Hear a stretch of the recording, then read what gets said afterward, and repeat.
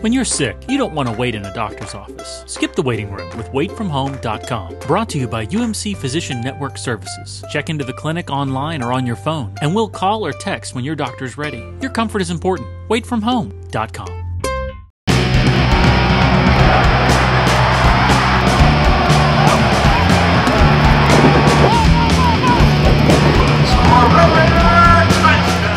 Welcome everybody to Jack Trice Stadium in Ames, Iowa for the UMC Health System Lubbock Avalanche-Journal pregame show. I'm Nick Kosmeyer of the Avalanche-Journal here alongside my colleague Don Williams. Zach Long is going to join us shortly. And Don, let's get right down to it. We've piled through 3 non-conference games, easy Tech wins. The boring stuff is out of the way. Big 12 is finally here. We've had this game circled for months. Just kind of get us started. What are your impressions of this game? Well, I think it's a huge game for both teams.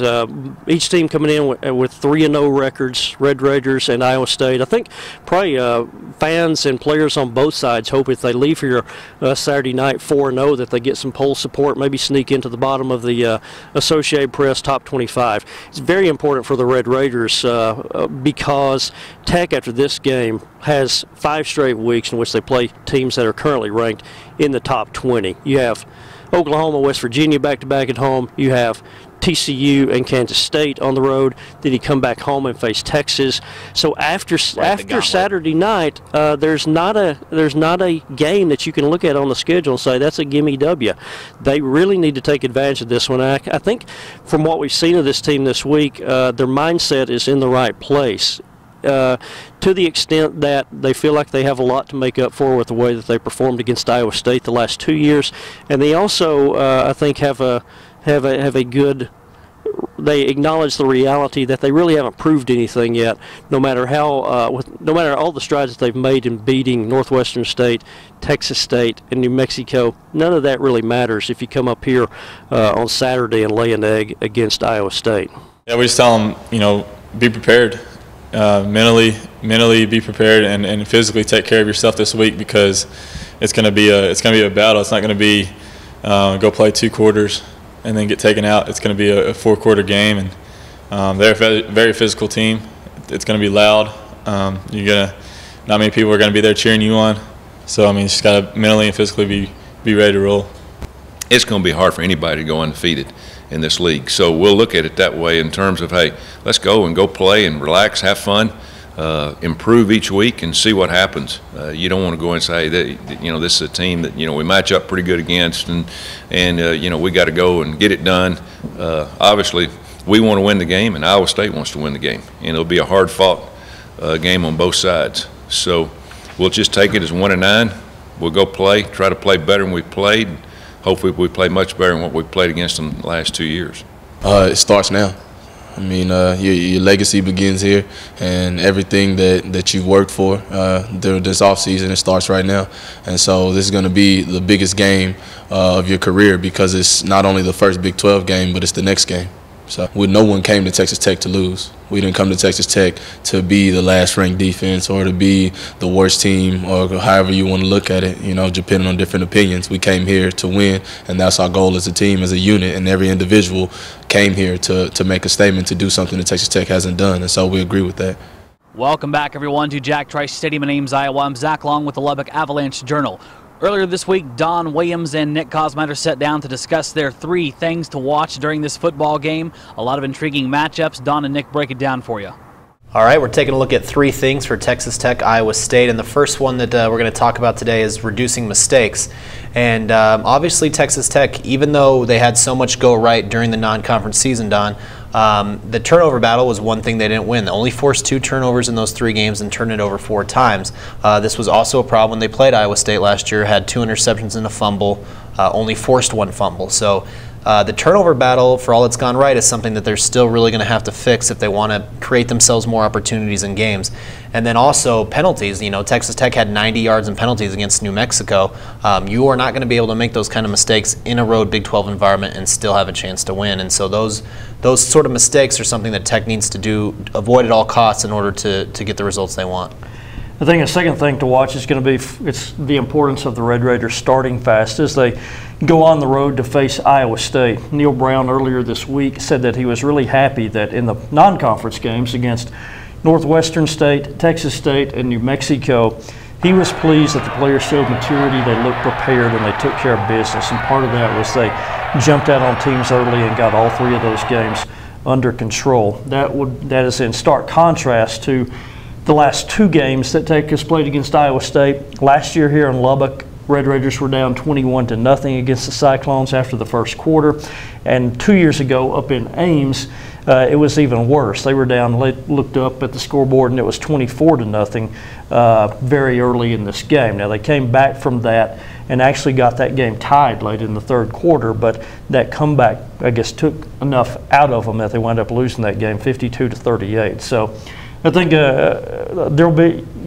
you will kind of know on Saturday night how this game is going to go by looking up at the scoreboard at the end of the first quarter, middle of the second quarter, and gauging is Tech better off than how it was the last couple of times that it's played the Cyclones. Right. And part of starting fast will be keeping Texas Tech's defense off the field. Against Iowa State last year, Texas Tech lost the battle of time position 40 minutes to 20 minutes. The Red Raiders only had the ball for their offense for 20 minutes, and that's just not going to get it done. A big part of the reason why Iowa State had 368 yards rushing last season. That was their 2 running backs, Jared Barnett, who probably isn't even going to be the guy starting, who isn't going to be the guy starting for them.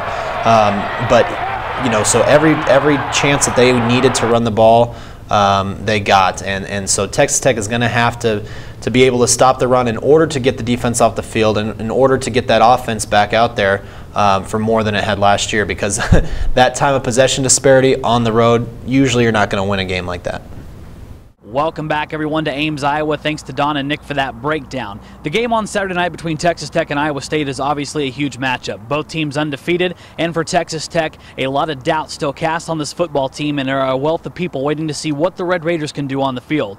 At the head of the Red Raider program, obviously, is head coach Tommy Tuberville. The last 2 seasons, Iowa State has been nothing but horrid to Texas Tech and Tuberville, handing them a disgruntling loss last year in Lubbock, and 2 years ago in Ames. A comeback fell short, and Texas Tech really was exposed for some of the weaknesses that would persist defensively over the next 2 years. I sat down with Tuberville earlier this week to discuss the dynamic of Iowa State and the progression of his football program after their first 3 games. I think stability. Art's one of those guys I kind of grew up with in coaching. He believes in defense. He understands what defenses have to do. He's put together game plans. He's understands how to motivate players. The players really respect him with what he does because he is a total technique guy. I mean, the right alignment, the right step, the right hand placement, running to the ball. It's a total package with Art Kaufman. And it's been fun to watch these guys take to him all the way starting last January, all the way through spring, through camp, now through the first 3 games. It's been good for me. I can spend more time on all 3 phases now than just on the defensive side of the ball. But the last couple of years, we've just been shorthanded. I mean, we hadn't had the guys to play in the Big 12 in terms of the depth and the speed and the size and the linemen and the corners. It's taken a process. We're not there all the way yet, but I see a tremendous amount of improvement and a tremendous amount of kind of a relief with the players. We have more guys that can play. Last year we were so shorthanded defensively, that you could have done anything you want coaching-wise. It wasn't going to work because you've got to have guys out there that can get the job done. We started off pretty decent in terms of a defense. Our scheme was good. We didn't play as good technique. We didn't have the depth. We had to play very few players. But when we started getting beat up a little bit, it just kind of fell by the wayside. And again, you can look at different ways to coach and different ways to motivate players. It wouldn't have made a lot of difference. But Art's come in now. He's had the benefit of having more players, more guys that understand defense, a little bit more senior leadership, which always helps in your defensive room, and guys that are eager to win. This group's eager to play well. Our defense is eager to help our offense. We've been decent on offense. I think we finished 12th in the country on offense last year, total offense. But if you can't stop anybody, it doesn't make any difference. So our whole emphasis since I've been here is to get the defense where it needs to be, and then get our running game to help that defense in terms of keeping them off the field. We're getting closer. Certain situation that you need in the spread, and that's the running game. A lot of spreads, Well, really, there's two types of spreads. There's a running spread and the passing spread. Well, we've tried to combine both of those to where we can go out and we can run the football, we can run play action off of the running game, but we can also spread it out. We throw the ball down the field. We can throw short passes.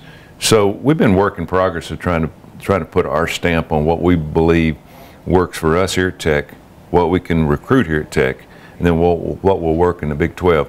The thing that we were desperately needing when we got here, other than the running game, was speed at receiver. You know, we didn't have the guys that could stretch the field vertically. You know, we could go side to side, but we couldn't go vertically. Now we've got some guys that can do that. So I think Neil and his coaches have done a good job of putting this together. Main thing is going out and recruiting for what we need to win here. And so it's still a work in progress. But man, I tell you, when it works, it's a beautiful thing to watch because you can score quick, or you can drive the ball slowly, you can run the clock, or you can go fast as you want. I mean, I think it's really the version of what people really want to get to in the spread. If you're one-dimensional, you're vulnerable to certain teams that you play. But if you're two-dimensional, like we're getting to, I think we can eventually get to where we can dictate some games, which we hadn't been able to do that since we've been here. You know, it was a numbing experience. You know, Paul Rhodes worked for me right when I was still at Auburn, and he's a good coach. He's a hard-nosed guy, understands running the football, understands playing defense. He's got a year or so ahead of us putting this thing together. But you know, it's kind of the perfect storm. The first year we go up and we're playing pretty decent when we play them our first year. But we got behind 24-0. I mean, we couldn't make a first down early. We couldn't do anything right on offense. Defensively, we were giving up big plays, and all of a sudden, everything clicked, and we tied it up 24-24. Looks like we're going to win it.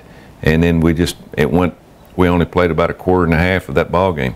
Turned around last year, and I saw a sign of struggle going into that week because we pulled off the biggest upset of the year in college football by beating Oklahoma on the road when nobody gave us a chance. And players on the radio all week, TV all week, you know, we kind of cut out interviews. I've been in that situation before, but I kind of saw it coming in terms of really expecting another dogfight, and that's what we got into. But we didn't bring the fight. I mean, we just didn't have any there, and they beat us pretty good. His personality, you know, he's from Iowa. His dad was a Hall of Fame high school coach in Iowa. He's a perfect fit for that situation. He went in and changed a bad situation into a very good one. You know, they've lost quite a few games in the last few years, but they've won some big games. They've got themselves to bowl games, and you know that's what he was brought in there to do. So he's a good guy. You know, I know how he coaches. I know the type of person he is. He's a great family guy, but he's one of their own, and that goes a long ways. This is accumulation of almost 3 years of work trying to put this team back together and play catch up with all the other teams in the league in terms of building the defense and getting our depth the way we need it to be able to compete week in and week out. Now we've got 9 straight weeks. It starts this week with Iowa State. We'll open the package Saturday night at 6 o'clock, see what we've got.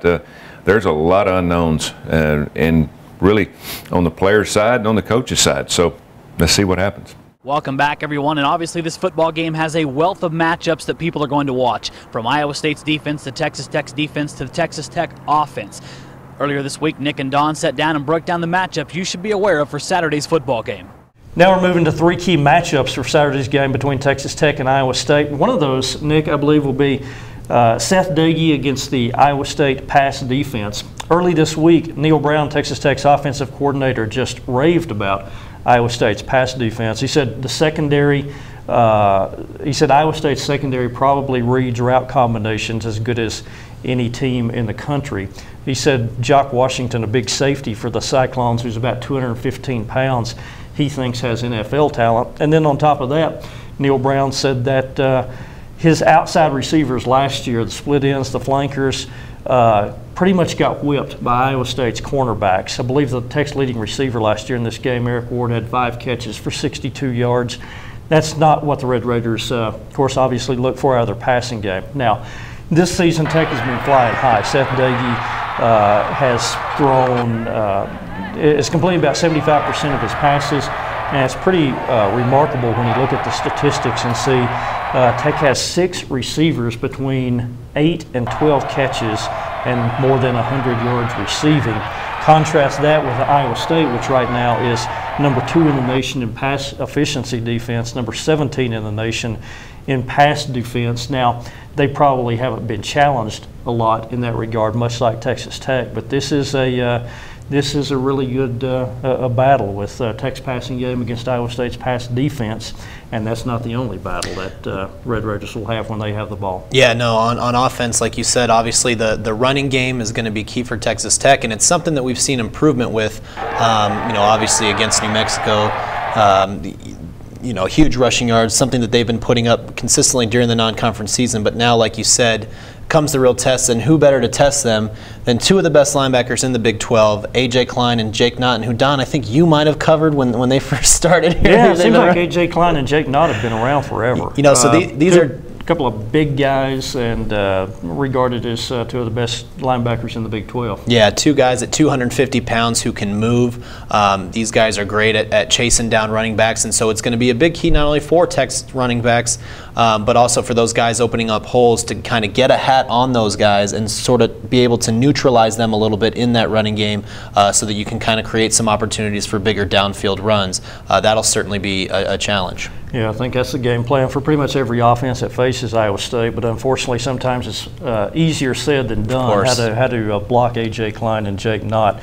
I tell you, one of the matchups that most interests me, I think, will actually take place between the lines. It'll come on the sidelines and then the press box, and that's Iowa State's offensive coordinator, Courtney Massington, against Texas Tech's defensive coordinator, Art Kaufman. Of course, Red Raiders players have really spoke in glowing terms about Art Kaufman and what he's meant to this defense this year, which goes into conference play, actually ranked number 1 in the nation. Tommy Turville said, no, he doesn't know if they're probably not that good yet, but they're definitely not as bad as they were last year.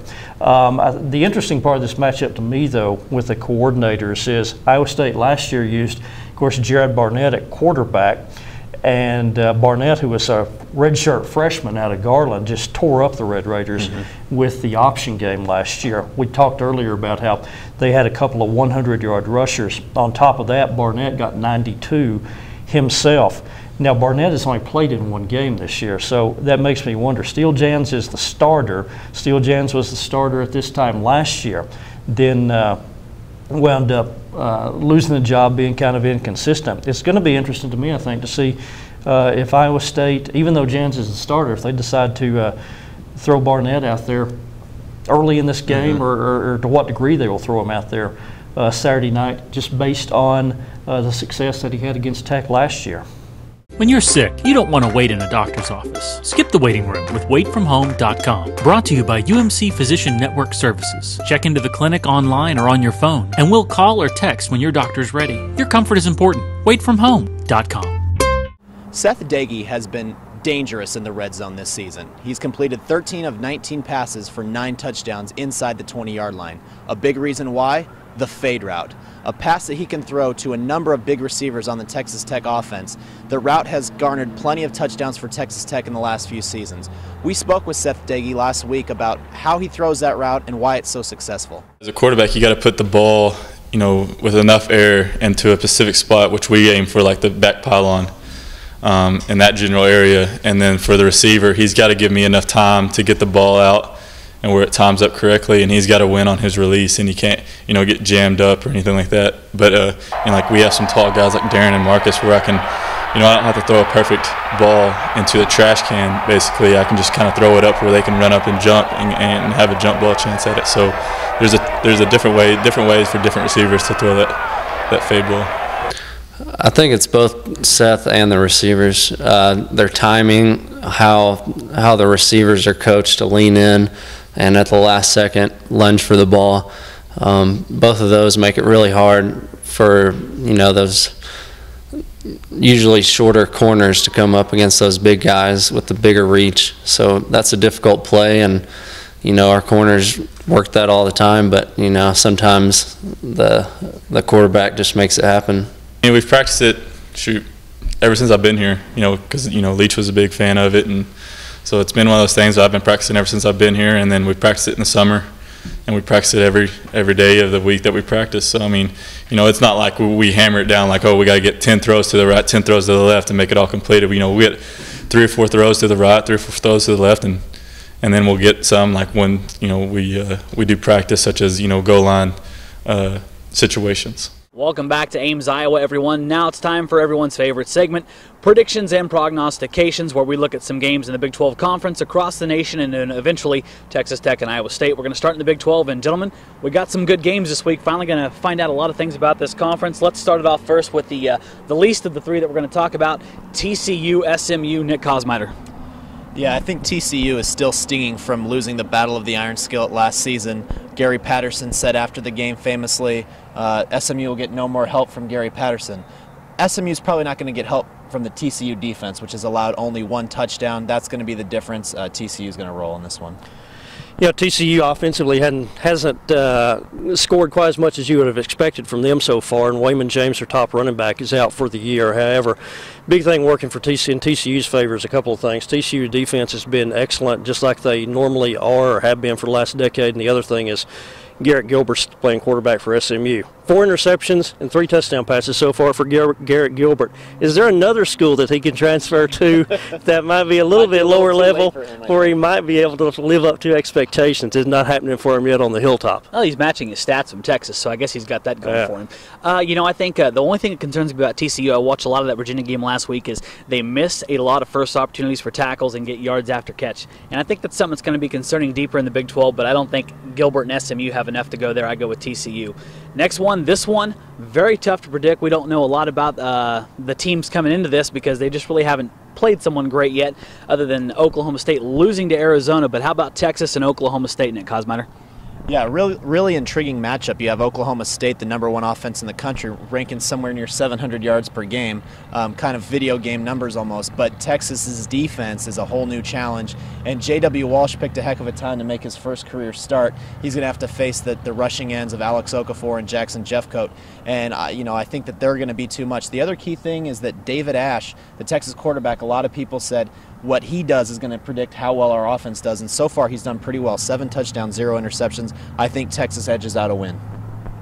We have seen David Ash show some maturity in his second year as a quarterback. I'm still not convinced he's there yet. I think he's a guy who will still have up and down nights just because he's a young quarterback. But you do have that Texas running game with Malcolm Brown, who's off to a good start with a couple of 100-yard games. And the other thing that has kind of jumped out to me when we talk about this matchup, Oklahoma State, guys, remember last year how everyone talked about the defense. They were ranked way down in total defense rankings, but they made up for it because they forced so many turnovers. Well, guess what's not happening for the Oklahoma State defense this year? They've kind of reverted back or regressed back, and those turnovers haven't come for them so far. You also look, you know, they were exposed kind of in that loss to Arizona where they give up 59 points. So I think Texas has fewer questions right now than Oklahoma State does. So I like the Longhorns in this one. And I think that's the key point for me, Don and Nick, is the scoring that Oklahoma State got themselves in trouble against Arizona. Got into a scoring contest and lost.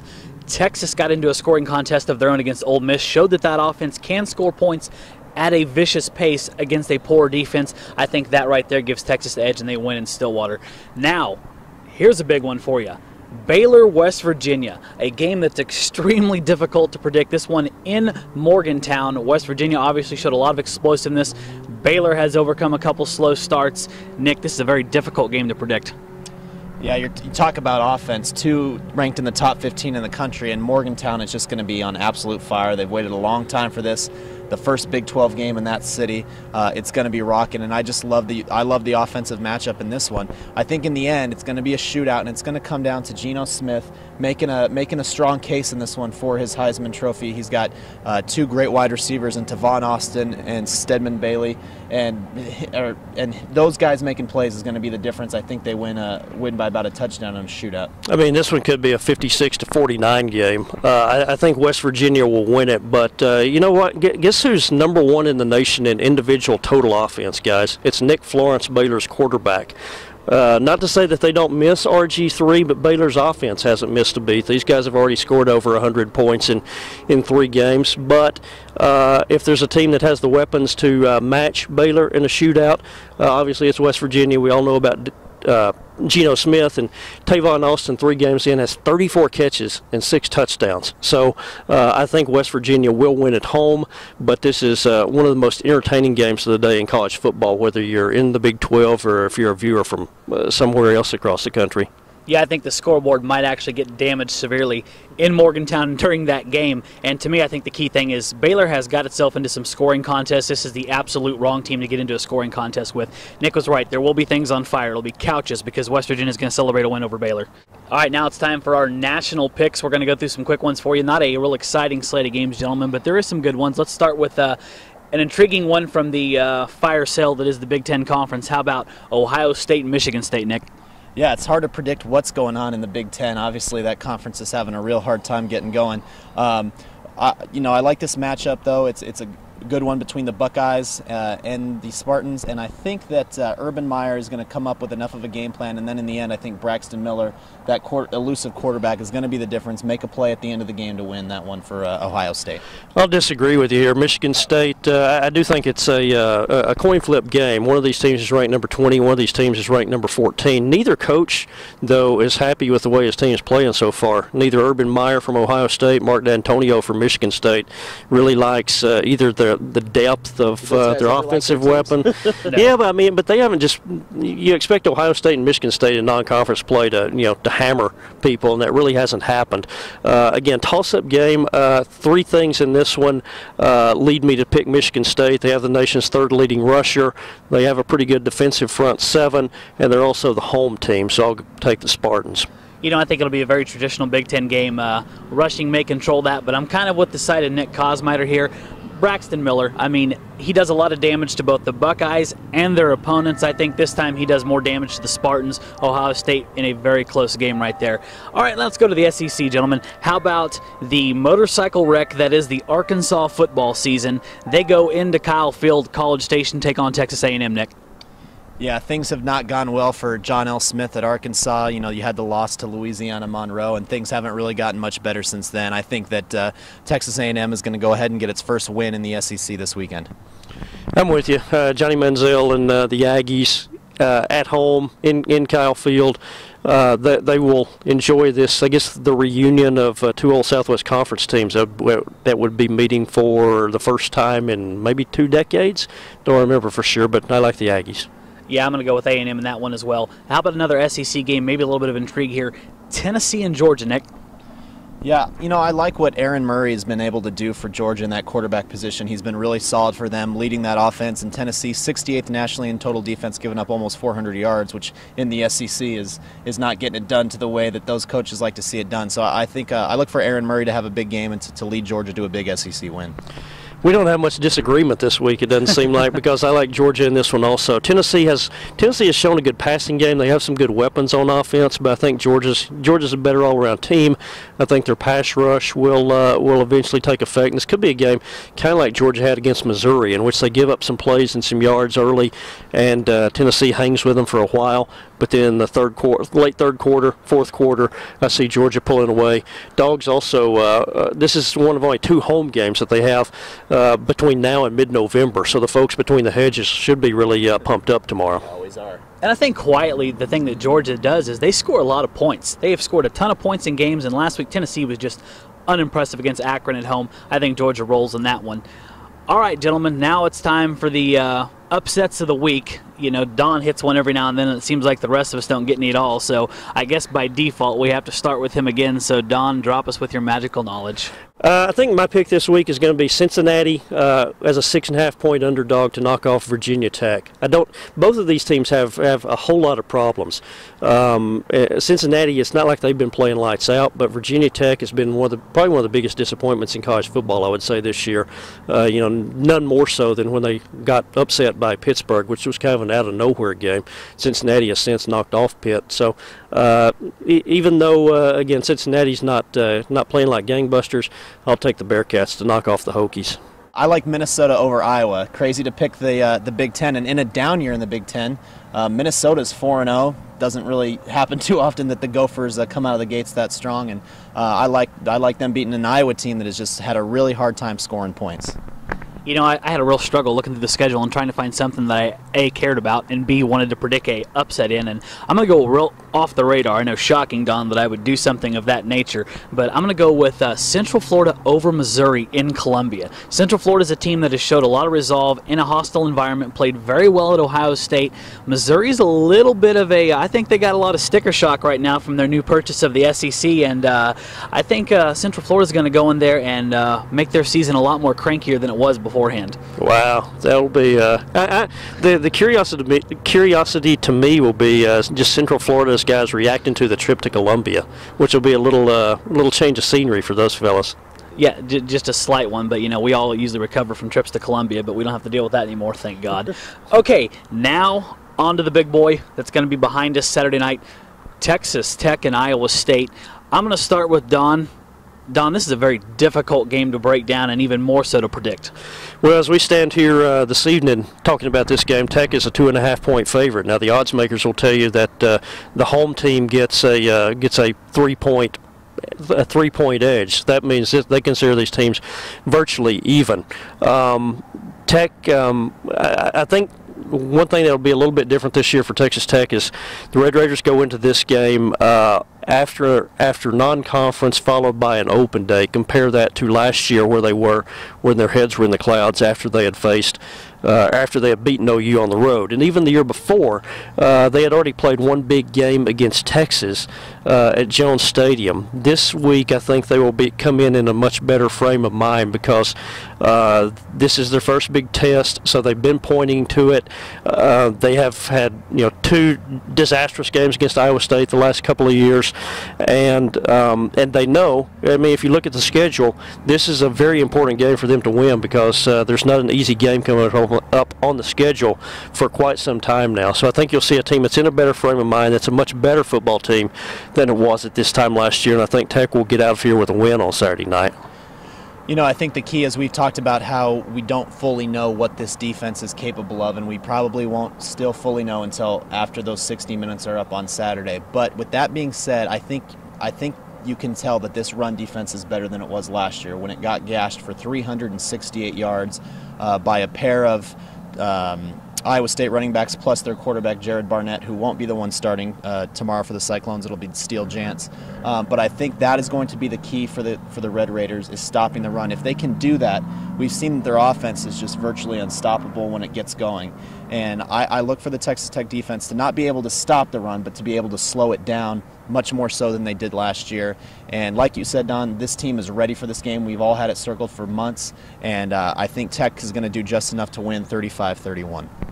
You know, like I said, this is actually one of the most frightening games to put a prediction on. There's just so many unknowns, and I think I told Nick earlier, in 12, 13 years of covering college football, this is one of the toughest games to predict, and I know 12 to 13 years, is nowhere near as impressive as you, but, I've learned a thing or two from you over the years. And I think the key thing for me is this, is gut feeling. Texas Tech is much improved, and you can pencil them in for a win from that standpoint, but my goodness, visions of the last 2 years and Iowa State running backs going up and down the field, you're very gun-shy to pick Texas Tech at this point, so I'm going to have to go to an it factor that I think I've observed around the team the last few weeks. They have a severe attitude about them. They are not pleased about how the last 2 years went, and they have a calmness about them, but an edge. You heard it all week from their voices and everything when they talked about this game. They know they have a lot to prove, not only to themselves, but to the fans and everyone else, that this team is capable of having a much better season than last year. I think that attitude prevails on Saturday. I think Texas Tech's going to get it done. The offense is way too explosive early on. I look somewhere in the tune of maybe 48-31, Don. Wow, that's really high scoring. I think it's going to be a little more low scoring than that. I don't think it'll, and I didn't give you a score pick, so I'll jump back in here and I'll say it's, I'll go with about a 31-24 game. I don't think it'll go quite that high. Nick, you're in the same range score-wise? Yeah, like I said, 35-31. I think that, enough offense, but we're also going to see some good defensive plays in the game. I think will come down to who can make the most of those. And speaking of making the most of it, they're going to be the ones to prove it on Saturday. You've probably heard enough of us trying to predict it. And if you want full coverage of that game, you know where you're going. LubbockOnline.com, RedRaiders.com. We'll be here in Ames. Full team coverage all day Saturday. And after the game, keep it locked in. We'll entertain you, I promise, with our post-game show and other good things. For the magical Don Williams and Nick Kosmider, I'm Zach Long. We'll see you Saturday from Ames, Iowa.